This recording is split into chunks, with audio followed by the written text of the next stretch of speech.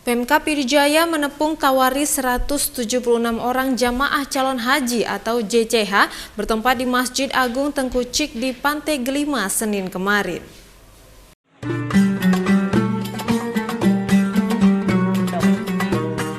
Pemerintah Kabupaten Pidijaya melakukan tepung tawar 176 orang jamaah calon haji bertempat di Masjid Agung Tengku Cik di Pantai Gelima Senin kemarin.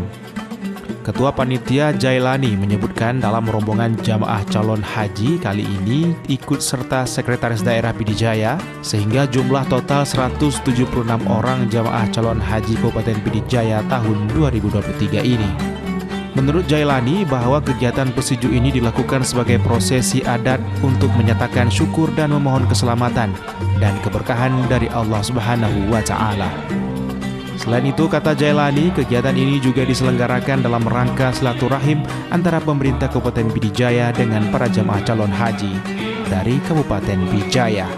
Tepung tawar dipimpin langsung oleh Abu Tanjung Bungong. 176 orang tersebut terdiri dari 70 orang jamaah laki-laki dan 106 jamaah perempuan.